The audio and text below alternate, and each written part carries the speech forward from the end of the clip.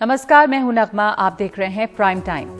पिछले कुछ दिनों से कट्टरपंथी इस्लामिक संगठन पॉपुलर फ्रंट ऑफ इंडिया यानी पीएफआई के देश भर के ठिकानों पर छापेमारी, बरामद दस्तावेजों और 200 से ज्यादा गिरफ्तारियों का नतीजा सामने आ गया है। केंद्र सरकार ने पीएफआई पर 5 साल की पाबंदी लगा दी है। इसके अलावा पीएफआई से जुड़े 8 संगठनों Rehab India Foundation, Campus Front of India, All India Imam Council, National Confederation of Human Rights Organisation, National Women's Front, Junior Front, Empower India Foundation और रिहैब फाउंडेशन केरल पर भी पाबंदी का फैसला किया गया है।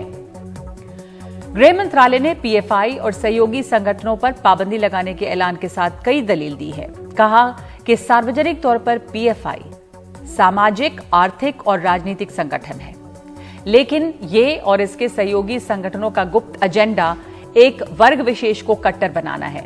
ये लोकतंत्र की अवधारणा को कमजोर करने की दिशा में काम करता है, संवैधानिक ढांचे के प्रति घोर अनादर दिखाते हैं। पीएफआई और इसके सहयोगी संगठन गैर कानूनी गतिविधियों में शामिल हैं, देश की अखंडता, संप्रभुता और सुरक्षा के खिलाफ हैं। इनसे शांति और सांप्रदायिक सद्भाव का माहौल खराब होने की आशंका है। देश में उग्रवाद को प्रोत्साहन मिलने की आशंका है। यह भी कहा गया कि पीएफआई के संस्थापक सदस्य सिमी के नेता रहे हैं। सिमी जो कि प्रतिबंधित संगठन है और पीएफआई का संबंध जेएमबी से भी रहा है। पीएफआई के आतंकी संगठन आईसिस के साथ संपर्क के कई उदाहरण हैं। असुरक्षा की भावना बढ़ाकर एक समुदाय के कट्टरपंथ को बढ़ावा देने का काम ये संगठन करता है। इसके कुछ सदस्य अंतर्राष्ट्रीय आतंकी संगठनों से जुड़े हैं। अगर पाबंदी नहीं लगाई गई तो ये अपनी विध्वंसात्मक गतिविधियां जारी रखेंगे। एक के द्वारा जांच हो रही थी और जिस तरह से एविडेंस मिलेंगे, ये मैंने कल भी कहा था, उसी के अनुरूप ये कार्रवाई की गई है और आने वाले समय में भी जैसी सूचनाएं मिलेंगी उसके आधार पर हम कार्रवाई करेंगे। खतरनाक नहीं होता तो बैन थोड़े न करना पड़ता। बैन किया गया है तो निश्चित रूप से कुछ न कुछ ऐसी राष्ट्र विरोधी गतिविधियों में शामिल होने का उनका प्रमाण होगा, जो आने वाले समय में एनआईए स्वयं आप लोगों से साझा करेगी। दरअसल पिछले कुछ दिनों से पीएफआई से जुड़े ठिकानों पर लगातार छापे चल रहे थे। पहले 15 राज्यों में पीएफआई से जुड़े लोगों और ठिकानों पर कार्रवाई हुई और फिर मंगलवार को 7 राज्यों में एक साथ छापे डाले गए।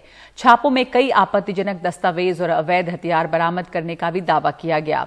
छापों के दौरान कई इलाकों में पीएफआई कार्यकर्ता हिंसा और आगजनी पर उतर गए। साफ था कि सरकार पीएफआई के खिलाफ बड़ी कार्रवाई की जमीन तैयार कर रही थी। आज सरकार ने 5 साल की पाबंदी का ऐलान कर ही दिया।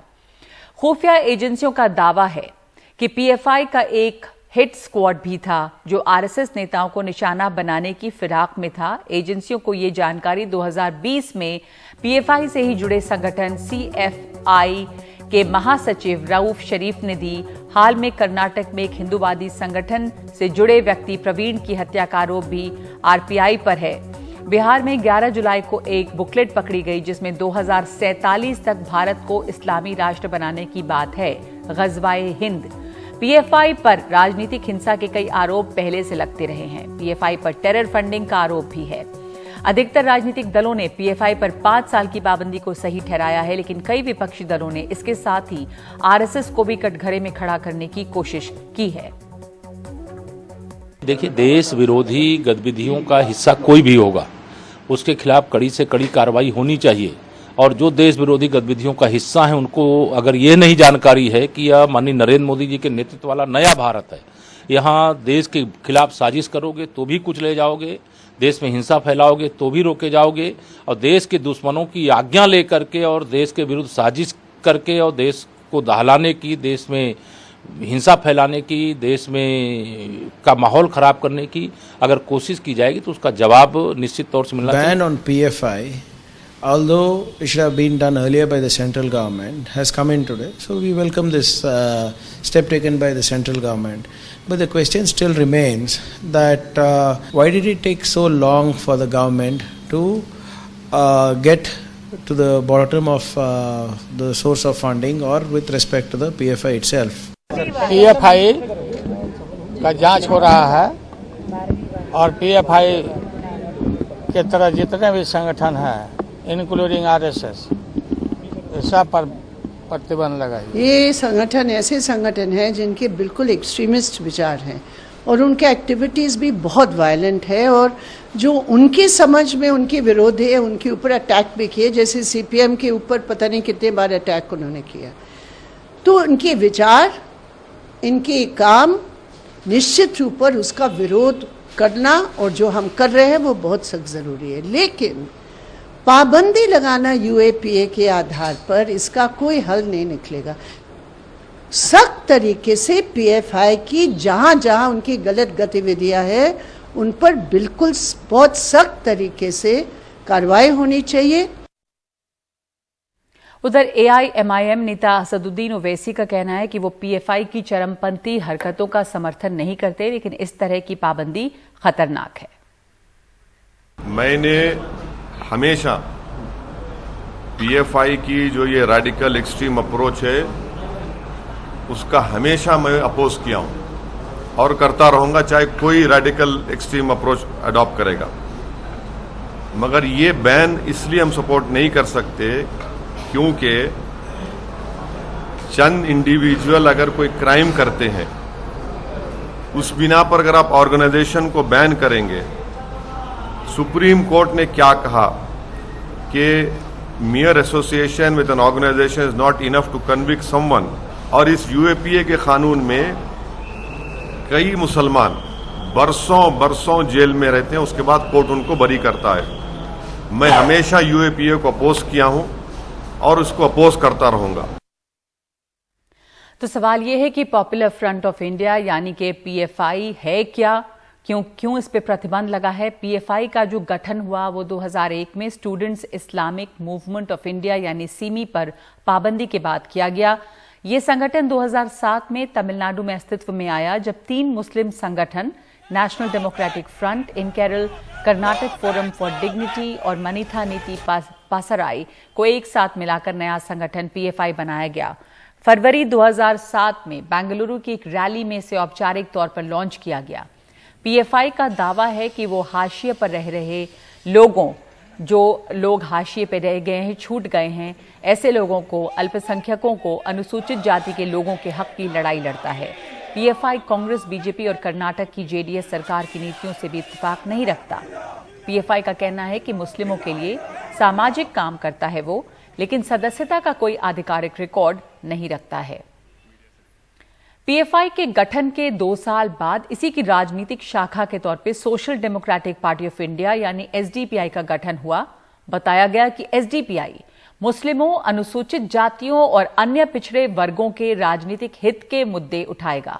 खास बात यह है कि पीएफआई की एसडीपीआई को पाबंदी के दायरे में से बाहर रखा गया है। सरकार का कहना है कि राजनीतिक संगठन है जिस पर कार्रवाई का अधिकार चुनाव आयोग को है, जबकि एसडीपीआई का कहना है कि उसका किसी कट्टर गतिविधि से वास्ता नहीं है।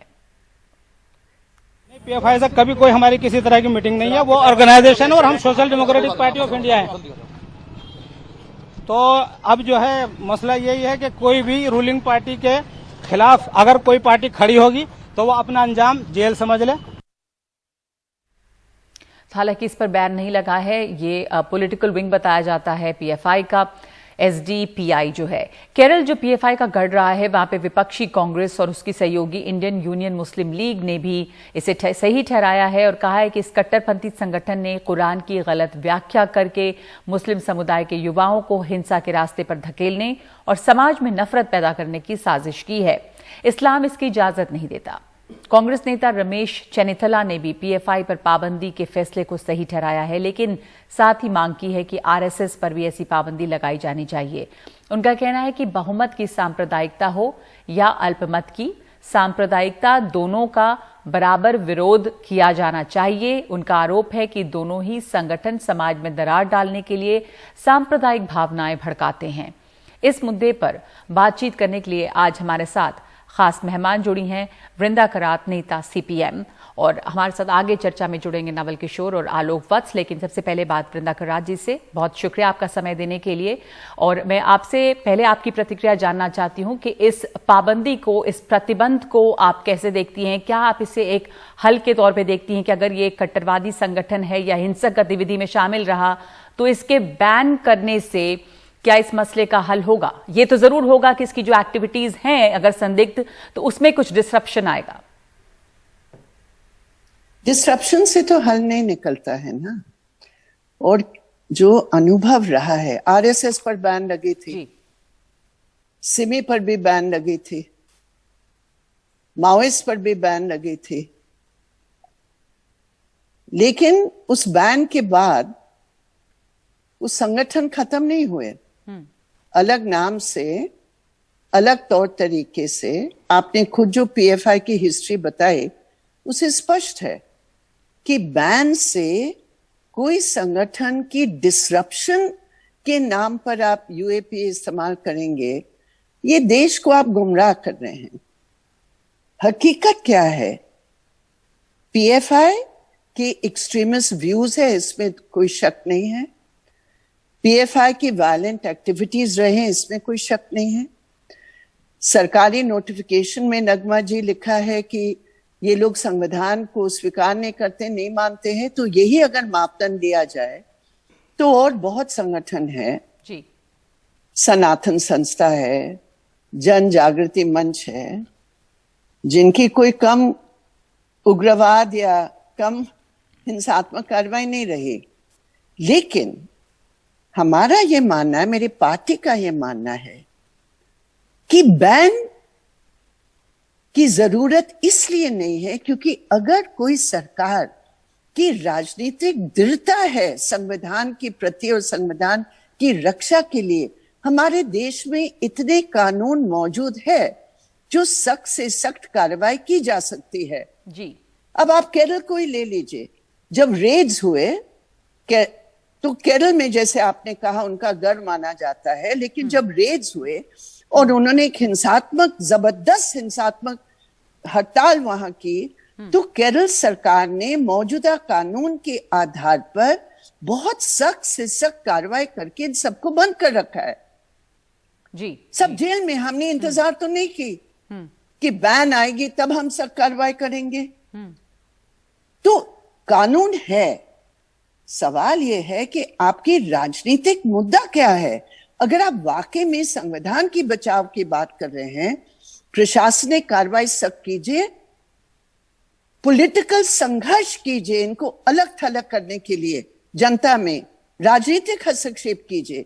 लेकिन आप इसलिए नहीं कर सकते हैं क्योंकि ऐसे बहुत सारे संगठन हैं जो धर्म के नाम पर बनाए गए हैं, जैसे मैंने जिक्र किया जन जागृति या जी। संस्था सनातन संस्था, जिनकी सदस्य चार्जशीट में उनका नाम है। गौरी लंकेश की हत्या में, दाभोलकर की हत्या में, गुलबर्गी की हत्या में, ये सब इनके नाम लिखे हैं। मालेगांव केस में, मतलब बहुत सारे। मैं उस बात पे सहमत नहीं हूं जो कुछ हमारे विपक्ष के साथियों ने कहा कि इन पर पाबंदी लगाए, उन पर क्यों नहीं लगाए। सवाल ये नहीं है पाबंदी क्या, हमारे देश की जो प्रॉब्लम्स है कि ऐसे संस्थाएं हमारे देश में हैं जो संविधान के खिलाफ लगातार काम कर रहे हैं जी। उनके बारे में क्या सरकार की सामान्य समझ और विचार है? अनफॉर्चुनेटली नहीं है।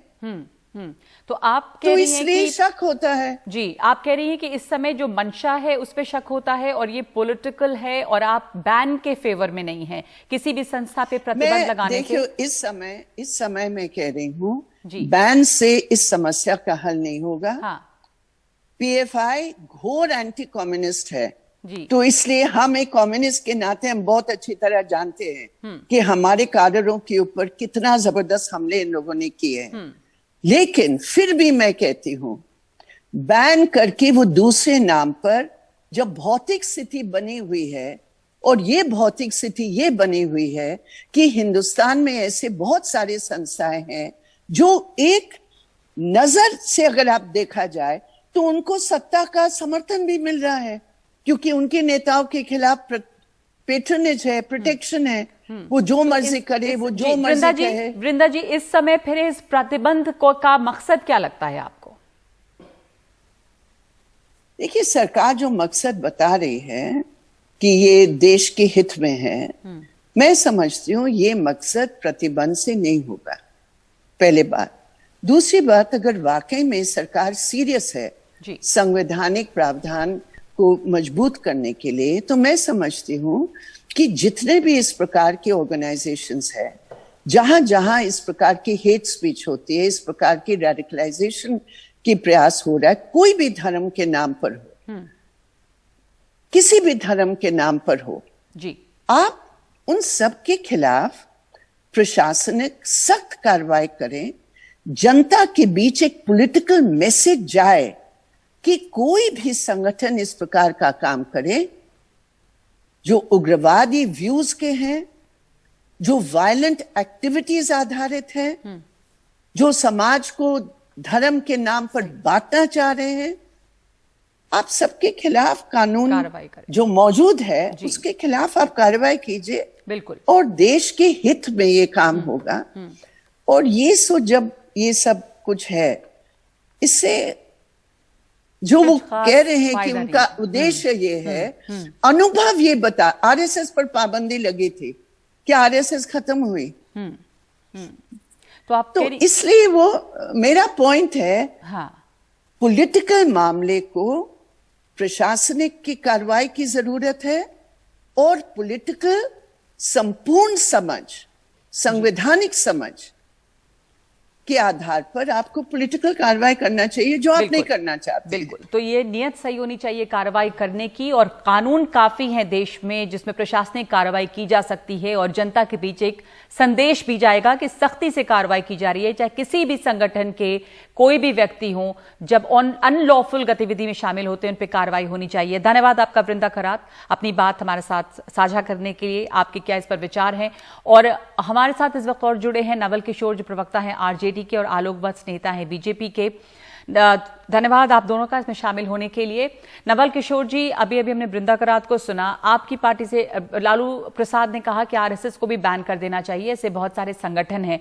वृंदा खरात जी का व्यू था कि आप प्रतिबंध लगाएंगे अगर, तो प्रतिबंध तो पहले भी लगे हैं, उससे कुछ खास जो उद्देश्य है वो हासिल नहीं होता।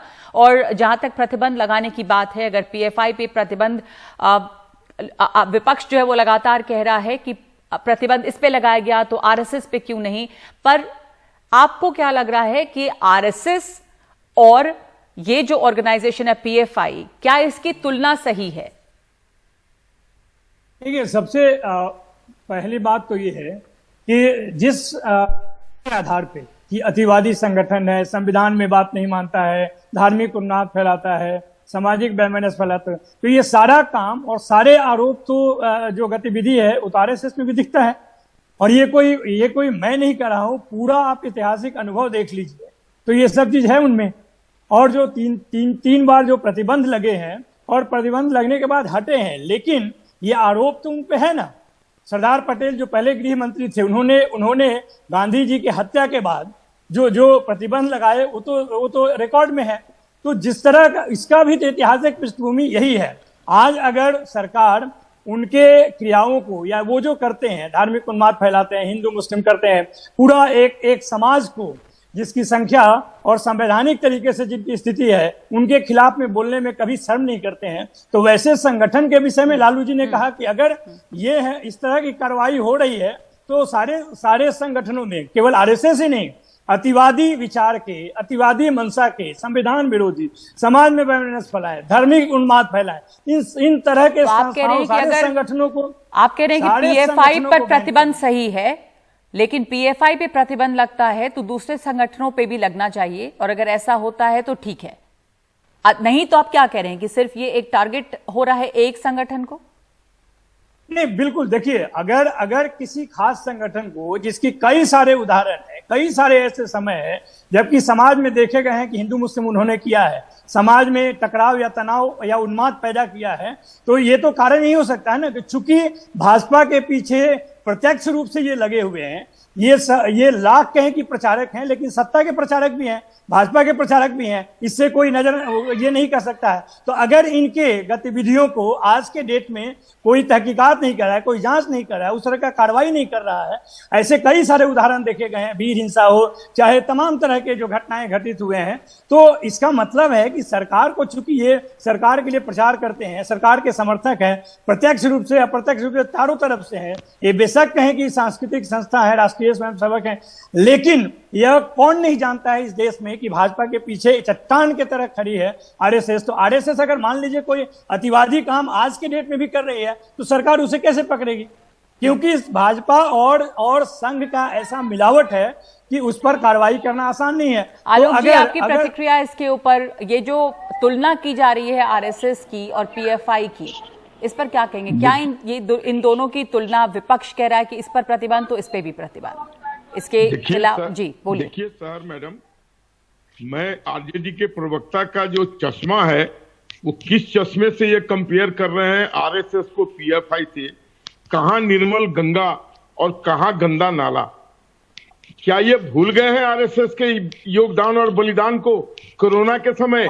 या कभी भी जब भारत पे बाढ़ और इस तरीके का मुसीबत आया, कौन सा पीएफआई का ऑर्गेनाइजेशन वहां पर आके मदद कर रहा था? जान पर खेलकर आरएसएस के लोगों ने यहाँ के लोगों को बचाने का काम किया। धर्म समुदाय से उठकर उन्होंने कभी नहीं देखा कि मुस्लिम को बचा रहे हैं बाढ़ से या हिंदू को, या कोरोना में हम मुस्लिम को दे रहे हैं सहायता या मुसलमान को। पीएफआई ने कब ऐसा काम किया है? और ये उसको पीएफआई से कंपेयर कर रहे हैं।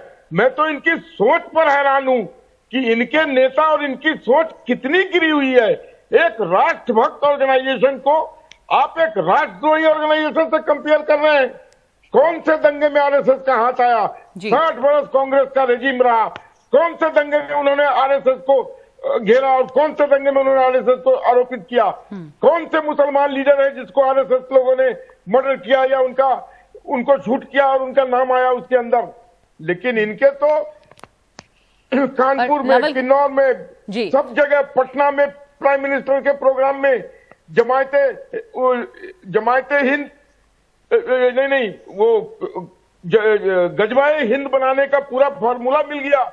उसके बाद जहां जहां छापे पड़े हैं। नवल किशोर जी, आप इस पर अपनी प्रतिक्रिया देंगे कि डॉक्यूमेंट 2000 जी, नवल किशोर जी, डॉक्यूमेंट 2047 की बात हो रही है जब भारत को।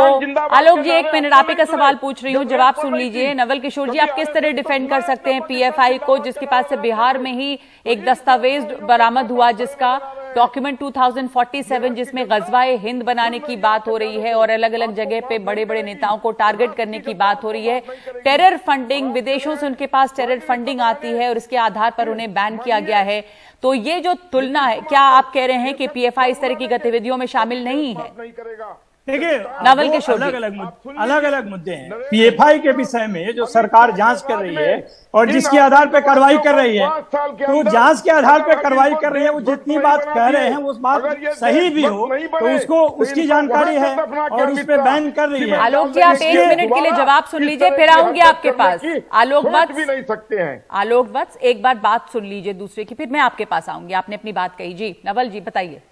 देखिए, मैं तो इनके बेचैनी का जवाब नहीं दे सकता हूं। मैं सिर्फ ये कह सकता हूं कि इनकी सरकार या भारत सरकार कह लीजिए, अगर किसी संगठन पे कार्रवाई कर रही है और उस कार्रवाई का आधार ये है कि उनकी गतिविधियां अतिवादी हैं, संविधान विरोधी हैं, समाज विरोधी हैं, टेरर फंडिंग है, तमाम तरह की चीजें हैं, जांच के आधार पर उस पर कार्रवाई में बैन किया है, ठीक है। लेकिन उसके साथ में ये कैसे कह सकते हैं कि हम सामाजिक कार्य करते हैं लेकिन वंदे मातरम कहते हैं और बंदे को मारते हैं? ये कैसे जस्टिफिकेशन है कि आप राष्ट्र, आप कहते हैं कि हम राष्ट्रभक्त हैं, देशभक्त हैं और दूसरे को कहते हैं देशद्रोही हैं? ये कौन सा राष्ट्रभक्ति है? सिर्फ राष्ट्रीय संविधान को नहीं मान रही, पीएफआई में टेरर फंडिंग है, पीएफआई के पास से एक गजवाए हिंद बनाने का डॉक्यूमेंट मिलता है, तो ये सब सबूत इकट्ठा हुए इंटेलिजेंस एजेंसी द्वारा। जी, संविधान की प्रतियां तो आरएसएस ने भी जलाई है, उनके कार्यकर्ताओं ने ही जलाया है। ये झूठ है क्या?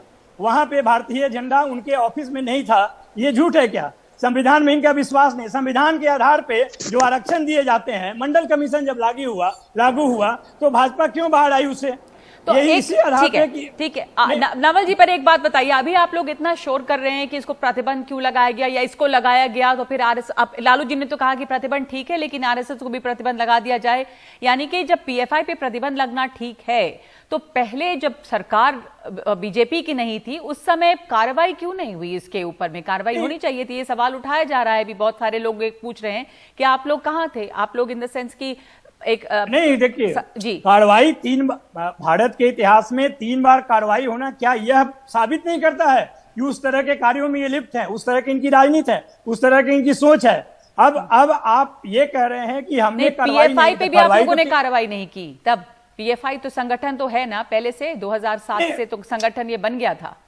देखिए अभी मैं सुन रहा था, ये भी तो हो सकता है कि जिस तरह का पिछले 8 साल में पूरे देश का माहौल खराब किया गया है, हो सकता है कि ऐसे एक अतिवादी कदम का रिएक्शन दूसरा अतिवादी कदम हो सकता है। तो हो सकता है कि जिन कारणों से इतना उनका प्रसार हुआ होगा, ऐसी सोच डेवलप हुई, जिस देश में संवैधानिक आधार पे हर एक धर्म के लोगों का रहने का अधिकार है और पिछले 70 सालों से ये चीज है, तो अगर कोई अतिवादी कदम के आधार पे पिछले 8 साल में आपने देखा होगा पूरे देश के जगह जगह से जो घटनाएं घटित हुई हैं, उसमें एक खास कम्युनिटी को टारगेट तो कर ही रहे हैं, जो भाजपा आरएसएस के विचार पे अगर नहीं चलती। पर तो आप 300 आरएसएस की बात करते हैं, आरएसएस पे भी मोहन भागवत जो हैं वो मदरसे जा रहे हैं, वो तो धर्म को अपनाने की बात कर रहे हैं, वो मदरसा गए, वो यहाँ पे मस्जिद गए, वो मौलानाओं से मिल रहे हैं, इस तरह की आउटरीच है जी। लेकिन नगमा एक बात और भी ध्यान रखना चाहिए, अगर वो जा रहे हैं तो क्यों जा रहे हैं? हो सकता है कि 2024 सामने आ रहा होगा, नहीं तो 300 से ज्यादा सांसद और 1000 से ज्यादा एमएलए में एक भी मुस्लिम कौम के लोग नहीं है। 20 करोड़ जनता का कोई रिप्रेजेंटेशन नहीं है, 15% जनता का कोई रिप्रेजेंटेशन नहीं है। एक और सवाल, एक आखिरी सवाल की प्रतिबंध, जैसा वृंदा करात अभी सवाल उठा रही थी, उनका कहना है कि लेफ्ट के तो बहुत खिलाफ है ऑर्गेनाइजेशन और उसने काफी हिंसा भी की है इनके कार्डर्स के खिलाफ, बावजूद इसके वो कह रही है कि प्रतिबंध से क्या होगा, सिमी प्रतिबंधित किया गया, दूसरा संगठन खड़ा हो गया, कानून काफी है, कार्रवाई करने की नियत हो तो कार्रवाई हो सकती है कार्यकर्ताओं पर। ये आपकी बात से मैं 100% सहमत हूं। सिमी बनी, सिमी पर बैन हुआ, पीएफआई उससे भी बृहत्तर रूप में खड़ा हो गया जी। लेकिन आप एक बात मत भूलिएगा, ये नरेंद्र मोदी और अमित शाह की सरकार है। बताइए, देखिए यही बात। चुप रहिए, बीच में अब मत बोलिए।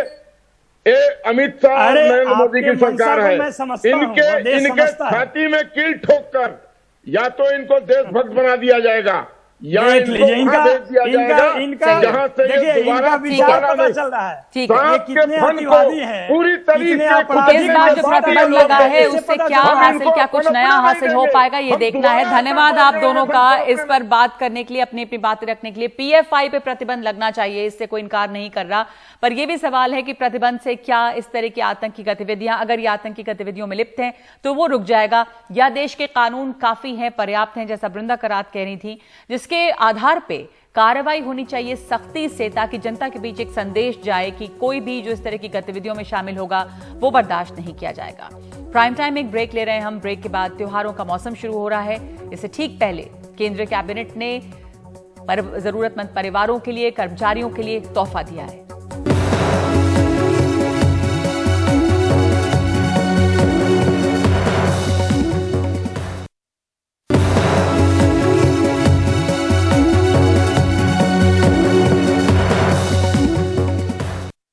त्योहारों का मौसम शुरू हो रहा है, इससे ठीक पहले केंद्रीय कैबिनेट ने गरीब जरूरतमंद परिवारों, सरकारी कर्मचारियों और पेंशनधारियों के लिए कई अहम फैसलों का ऐलान कर दिया। सरकार ने गरीब परिवारों के लिए मुफ्त राशन से जुड़ी प्रधानमंत्री गरीब कल्याण अन्न योजना की अवधि को 3 महीने और बढ़ा दिया है। इसके अलावा सरकारी कर्मचारियों और पेंशनधारियों का महंगाई भत्ता भी 1 जुलाई से 4% बढ़ गया है।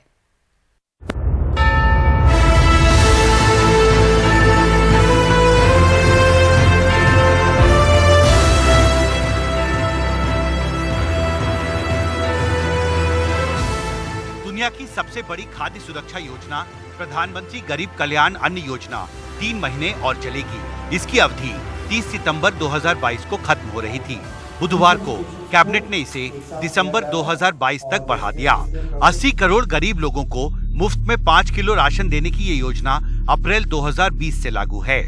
इस योजना पर अगले 3 महीने में 44,762 करोड़ रुपए खर्च होंगे। दिसंबर 2022 तक इस योजना पर कुल 3,91,000 करोड़ रुपए खर्च होंगे।